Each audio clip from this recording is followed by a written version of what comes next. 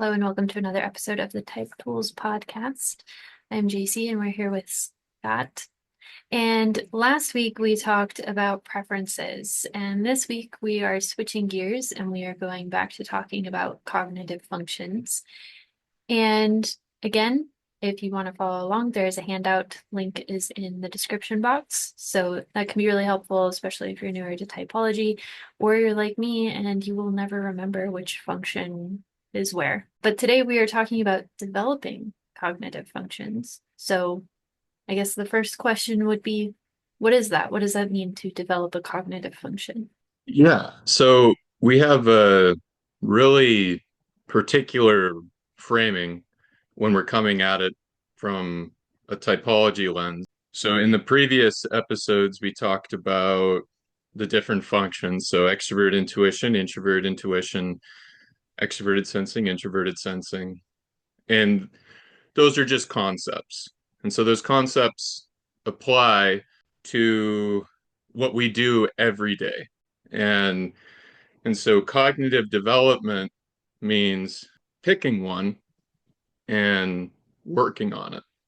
So knowing what extroverted thinking is and understanding that it means getting feedback from the tribe, soliciting other people's ideas and concepts, that's what extroverted thinking is. So that can look like reading a book.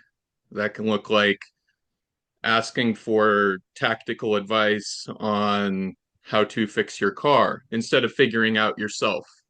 So first you go to the tribe and you get the feedback about whatever it is, and then you go about doing it. So and then the doing it would be extroverted sensing. It would be, well, it'd be more in the sensing category, right? So you've gotten the feedback from extroverted thinking. You didn't think of it yourself, which is introverted thinking. You went outside yourself, you got the feedback. So if it were, we'll do something boring. We'll say it's filing your taxes because we just went through tax season. So instead of figuring out all on your own and learning it for yourself and making sense of it yourself, you say, instead of doing that, what I'm going to do is talk to an accountant or talk to someone who knows an accountant or talk to someone that just did their taxes and get the feedback about what they did. And now I'll take that information and I'll apply it. And the application is a different function. The application would be introverted sensing or extroverted sensing. You're accomplishing something in physical reality. You're actually filing your taxes. You're actually doing the thing. And so when we're coming at cognitive development, first you have to decide which one it is you're developing. And you kind of need to know what that means. And so I chose extroverted thinking, but you could choose extroverted sensing. And so extroverted sensing would be, I want to cook better. I want to dance better. I want to build a set of cabinets. I want to do all these things. How do I perform better? And so instead of doing the thinking and the wondering and the planning, it's the actual execution. It's I go and buy the things that I need for the cabinet, and then I go about getting the tools I need, and then I use the tools. So extroverted sensing is doing the thing, and extroverted thinking is getting feedback from the tribe about how to do the thing. And introverted thinking is thinking it through on your own. All of these are important, and we, as a certain type, will prefer a specific function. We might prefer to do it on our own and figure it out for ourselves. We might. And so when you're going about cognitive development, one, there's the natural preference approach, which is I will do what is natural to me and easy for me. Or you say, I'm not so good at this. So I'm going to do the hard thing. I'm going to use the functions that I don't usually use. So if you're an introverted thinker, going outside of yourself is difficult and doesn't feel natural and normal to you. So you can proactively work on other functions this way. I think the external functions make more sense to me in terms of development because it's like you go outside of yourself to go do the thing, learn the thing. But how do you develop introverted thinking? How do you develop introverted thinking? You ask the question, does this make sense to me without outside feedback? You and this will be harder for people who don't naturally have that preference. It's asking if someone were to attempt to follow my thinking, I would be able to explain it to them. So right now I'm using introverted thinking to take what I've learned and process it according to me to answer your question. Right? It's not, John the expert said this and then give you someone else's thinking. It's and sometimes an extroverted thinker might not supply the source and say, I learned this from a book I read. To develop introverted thinking, it you really just have to ask the question without going outside of yourself, does this make sense to me? And then going through your thought process to put things together. So at its core, it's do I understand it? And it's not about taking other people's word for it. It's figuring it out for yourself on an intellectual level. Okay, so I work in software, and whenever we have a cat crit, we do a practice called Five Whys, where we ask why it happened. And when we get our first answer, we'll then ask, well, why did that why happen? And you go 5 levels down of why, and it's just trying to find the root cause of the issue that occurred. So it sounds like introverted thinking is kind of similar, where you're just asking, okay, but why? Why do I think that? And then just digging in a little bit deeper into those logical patterns. Yeah. That's a great way to put it. Okay, so if someone was interested in developing their cognitive functions, how can knowing their type precisely help with that development?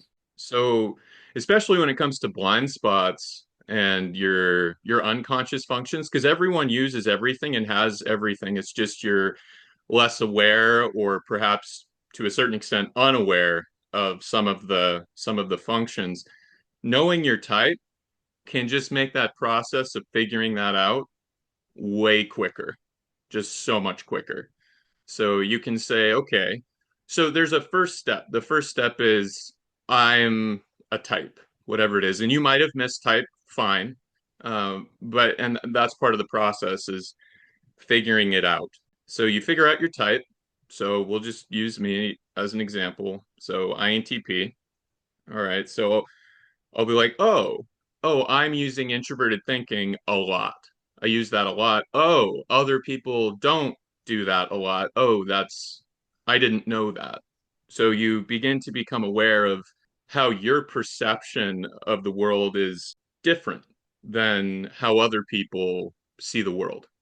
And and then once you sort of understand how you're looking at it, you can begin to think, okay, well, what are other ways that I could be looking at the world? And then you can point to people outside of you, and just because they're living and engaging with the world in a wildly different way than you recognize that. So one, there's the way that I see it, and then there's other ways of looking at it. So so if we're making this more concrete, you could look at relationship. So so someone is emotionally upset and you are a INTP. And so you're aware that they're upset because you have extroverted feeling. You're not particularly good at navigating and handling people's feelings, but you are aware of them. They might be tiring to engage with. And then you might see someone else and you might not know their type, but you can tell that they're just so much better at social things. And then you say, okay, why are they better at social things? I know I'm not really good at social things. So I can talk to them. I can befriend them. I can engage with them in some professional capacity if it's a person at work. And then by paying attention to how they engage, because if you're an INTP, you value extrovert feeling. You'd like to fit in. It's just tedious, difficult, and confusing. And so you pay attention to people that are good at the function that you struggle with.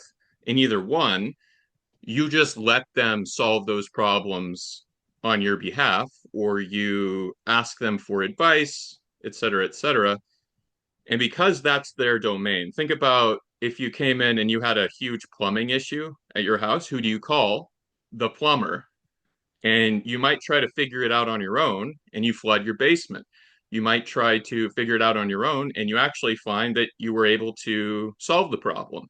And so you kind of have to make a choice once you know your personality type, whether or not you're going to learn and do the thing, or whether you're going to outsource it to someone that you see as being more capable of handling the challenge that is coming up. So in the example of the INTP, and there's a relationship challenge, an ENFJ is going to know better because that's what they pay attention to and that's what they spend their day doing. They're going to know better ways to phrase things so that they don't cause disharmony, so that they don't generate conflict, so that the relationship can maintain itself, and so on. And that's just one example. But you begin by knowing your type. And again, that's a process. Either one, you're a TI person, you're like, I'm going to figure this out on my own. I'm going to, read what book should I read? I'll read that book and I'll make sense of it for myself. Or you might get an expert or someone that does this a lot to just tell you. And then in that case, you would just want to make sure that they had all the right information and knew what they were doing. And you do that, right? Yeah. Yes. Yes, I do that. Yep. Yeah. So someone did want to work with you, toolswithscott.com. And I guess the next question is why would someone want to do development of, so I guess a good way to ask this would be, what does it look like to be an undeveloped type? And why would not developing certain functions make your life a little more difficult? Okay. That's a good question. So one, if you are in an environment that accommodates you and allows you to be yourself all the time, the environment won't be pushing you to change. No one lives in a perfect bubble where they just get to live a magical life and do only the things that are easy for them. Invariably, some challenge or problem will present itself in some domain that you struggle with. And in those cases, an undeveloped type says, when those challenges arise, I avoid them. I will I will learn that later or not at all. The world should accommodate me. And that's a fair question, but realize when you're asking other people to accommodate you that unless it's easy for them, that means they have to work at it. And so understanding that because there's so many different ways of engaging with the world, either one, you find only relationships that allow you to just be you all the time, which can lead to problems down the road because so again, let's use your type, an INTJ. So extroverted sensing, I want it to be perfect all the time. I don't want the experience I give to other people to be wrong or bad in any way. And so I'm going to just not try. I'm just not going to throw the party. I'm just not going to cook the meal for my family. I'm just not going to do these sensory things. And and that way I can avoid this challenging area in my life. And maybe I can do that forever because I have a spouse, a significant other, a family member who will always do those things for me. But you may not. And if you don't, you can just avoid the problem and the challenges grow, right? Because at the end of the day, we need to feed ourselves, we need to mow our lawn, we need to fix the car, we need to do all of these sensory activities to engage with the real world around us, regardless of how difficult or challenging they may be. That's part of existing, is engaging with the sensory. So either one, you outsource it and you just hire out for everything, or two, you do some of this stuff and you develop personal competence in certain extroverted sensing domains. So you throw the party, even though it's exhausting and even though it's really tiring, and even though you have an insanely high standard for how it goes, and you just do it more and more, and then it becomes easier and more natural, and you just get better at it, even though it's difficult. So an undeveloped type is just people that don't try to develop their weaker functions or unconscious functions. Hmm. So in both examples for the INTP, you talked about FE, and for the INTJ, you talked about SE. So in both of those examples, you were talking about the fourth cognitive function for those types. So can you talk about how development shows up differently across the function stack, like developing a third or fourth function versus doing shadow work, for example? Sure. So when we say shadow work, we just mean the functions that you don't naturally pay attention to. You can choose to pay attention to them, but if you're choosing to pay attention to them, they aren't strong functions for you. So how do you go about doing that in all the different categories? Well, one, I would argue if they're really low on your stack, so fifth, sixth, seventh, eighth, fourth is hard enough. Fifth, sixth, seventh, and eighth, those are really difficult, extremely difficult. A lot of times I recommend either one, just dedicating a tiny amount of time to those functions because it will be exhausting, it will be tiring, it will be confusing. In the same way, it would be confusing to watch a movie and know what was happening in the movie if you had a 1 in 50 frame rate and the movie was just these random pictures showing up. It would be harder to follow the movie because it would be. And that's what's happening when you're trying to develop these lower functions. And the lower you go, the harder it is. And so that's when paying attention to someone who's already good at it is so much faster than doing it on your own. So I would say for the really low functions, just make sure you're in a really safe space. Make sure, and by that I just mean people are okay with you trying and failing, and you just have a domain in which you can develop really weak functions around people who will support you and protect you. And then now in terms of concretely the hero function, the dominant function, you you usually people don't need to develop that one. They just like to do it, so they will develop it. The parent function or the second function is one that will make you more solid and careful in your application. And so you, if you want to be more stable, you need to develop your second function. And and really, as I'm thinking, I just want to talk about 8 ways you could do this. So your parent function might be extroverted intuition or introverted intuition.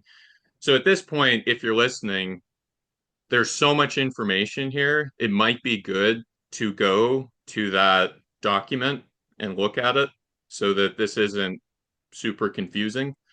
Yeah, I don't necessarily think we need to specifically go into how to practically develop specific functions for a specific type.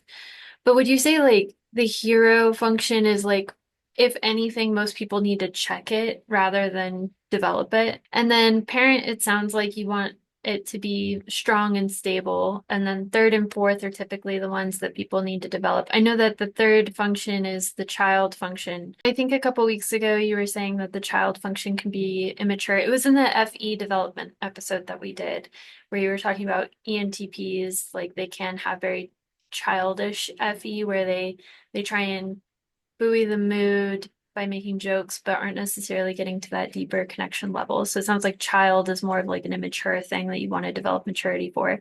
And then fourth is your insecurity. So it's kind of like that, what would you call it? Like rejection therapy where you just do it until it doesn't hurt anymore. Yeah, everything you just said is a really great way to look at each of the functions. And so when you said check the hero function, absolutely. Just just think to yourself, you will naturally want to do it all the time. And doing it all the time isn't always the optimal way to engage with something that you're working on. Everyone talks about how if all you have is hammers, that's the only way you're going to approach a problem. So imagine if the only tool you had in building a house was a hammer. You need screwdrivers, you need power drills, you need saws. Technically, you could build a house with just a hammer. It would be very slow, inefficient, and the final product would not be as good. It would be a strange looking house. And that's what happens if all you ever use is your hero function because it's not integrated. There's nothing checking it, there's nothing balancing it, there's nothing stopping it. And so you're and naturally if you're say so as you go down the functional stack, it pivots between introverted and extroverted functions. So if you're an extrovert, your top function is extroverted. And if you're an introvert, your top function is introverted. But that second function will be the opposite in terms of so for an introvert, it's extroverted. So as you develop the parent function, it balances you. It makes you more stable, more solid, more reliable, which are really good things. And then obviously that's going to look different. What that means for different types is going to because we everyone has an idea of what stability and reliability looks like, and usually that comes from high SI users. What I'm saying is a more pervasive. You for yourself are more stable, not necessarily as society might view you or perceive you. You your the way you engage with the world is more reliable when you bound your first and third function. So what can happen is something called cognitive looping. So an extrovert might skip their parent function, that introverted function, and only use their hero and child function. So for an ENTJ, that's extroverted thinking and extroverted sensing. And uh, instead of turning inward on occasion, it's just getting things done quickly, full stop. Full stop. You're not checking in about what you want. You're not checking in about your values. You're just saying, what's the quickest way to do this? And then you go and do it. So these are people that are just working, going, faster, faster, more efficient, more done, more accomplished, more finished, and then they get to it, they get to the end, and they think to themselves, is this even what I want? Is this, I did all these things efficiently, but were the things that I did good? Have I, have I gone against my value system, which is introverted? It's introverted feeling for an ENTJ. Have I gone so far and just climbed the career ladder so efficiently and quickly and I've gotten to a place where I'm not sure if what I've done is good or worthy according to me. And that can be a scary place, and it might represent a crisis of some kind in adulthood. And then an introvert, like you, you just cycle between those introverted functions. What do I think about this? What have I experienced? What do I think about this? What have I experienced? What do I think? And you're never checking outside of you to see if that is what's a good example? Imagine if Albert Einstein never shared any of his theories with anyone. He just stayed only in his ivory tower studying books, and that's all he did. We wouldn't have the theory of relativity. We wouldn't have all of these massive spikes in our understanding of physics and time. And that would be if Albert Einstein had only done introverted activities, right? So sometimes he would what? Lead a conference. He would he would share what he was thinking with other people. Those are extroverted functions. And so those are challenges you might run into if you only work on your introverted functions as an introvert and if you only work on your extroverted functions as an extrovert. So that's kind of the top four. When we're talking about the bottom four, it becomes, like you said, a lot more difficult. The frame rate becomes lower with each Yeah. step down. And I know for myself, like I was trying to work on FE, which is my seventh. It's my trickster, which means I'm blind to it. And I started studying my best friend who's an ENFJ, and I would ask myself, what would B do in any sort of situation just to try and emulate what she was doing. I don't think I ever actually accessed FE and all of that work. What I think I was doing was something called cognitive emulation where I'm just mimicking it using the tools that I have at hand. So my cognitive stack is NITEFISE. And I think what I'm using is FISE to see what's happening, SE, see what's happening, notice the person's face, and then FI relate it to something that I've experienced, be like, oh, I've made that face when I felt like that. And it's like I am emulating empathy rather than actually accessing it. Do you think one, that is true, that there are certain functions that you don't feel or will very rarely feel? And then two, do you think cognitive emulation is a good workaround for that? Good question. So one, I don't, everybody does do everything. And it just comes down to how often. And to your question, I suspect there will be times in your life where you will feel genuine empathy for a person, and and that will come in what's called a cognitive shift. So humans, people, are oriented towards solving problems. So and those problems might be really difficult to solve. So I do think a great way to develop FE is if it's in your trickster slot, the seventh function, where you don't know it. And that's true for every type, for the specific function that sits in the seventh spot. You you can emulate it by combining two of your conscious functions. So it's tiring. You have to actually work pretty hard to do it. If you do it enough, eventually you will feel it. You will be doing the thing, but it takes an enormous amount of time and effort, like mining diamonds. Like you have to go through a lot of effort to get in the ground, to find the diamond, to polish the diamond, to set it properly. There are all of these layers of execution, but you can get a diamond. You absolutely can get a diamond. You just have to determine if it is worth your investment. And so, in order to develop these really challenging functions, it has to mean something to you. It has to be important to you. And usually that is gained through personal experience. So, after failing a million times, you're like, fine, I'm going to do this. I'm going to develop this really difficult function. I'm going to, as an INTJ, I'm going to learn how to connect with people on their level where they are right now. I will choose, because it's a choice when it's the unconscious functions, I will choose to use FI and SE in this case to emulate extroverted feeling. And the reason why this can be good is because people want to know how they feel. They want to feel understood. They want to feel connected. And if you can know that, then it's easier to maintain relationships and make people happy and generate harmony. And those are good things.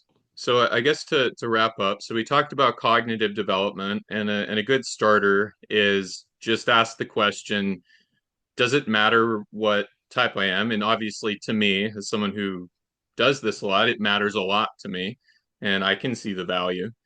And as a listener, you would have to decide if it's worth your time and effort to learn something new in order to understand yourself better. And that's the doorway, is understanding yourself better. And then once you understand yourself better, you can understand better how to connect with others. So that's a downstream part, is knowing other people and knowing what they need and what they want. and those sort of things. And so it's a process, and you'll move and you'll graduate. You'll figure out what your functional stack is first, and you'll discover, oh, I am me, and it's helpful and it's good, and there are better ways for me to be myself, and that can be developed through, if you're an introvert, developing those extroverted functions, and if you're an extrovert, spending time alone, figuring out what's inside. So, what do I want? How do I feel? What's my body doing? What do I think about this? These are all the introverted functions.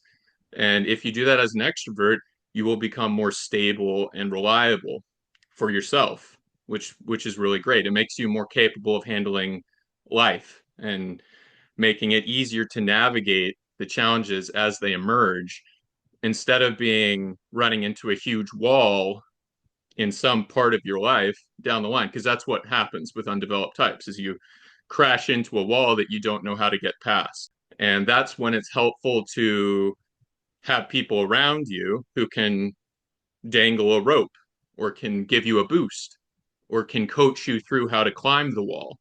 And so these are all parts of the development process. And there's different ways you can go about it, but those are really helpful.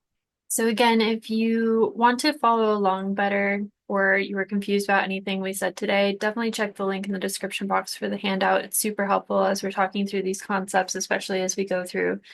We talked about cognitive functions and the order of the function stack and all of these concepts today. So definitely check that out if you're interested. If you want to work with Scott and kind of accelerate your understanding of typing yourself and the relationship around you, go to toolswithscott.com. And next week, we're going to continue the conversation about cognitive development. So definitely tune in for that, and we'll see you all then. Bye, guys.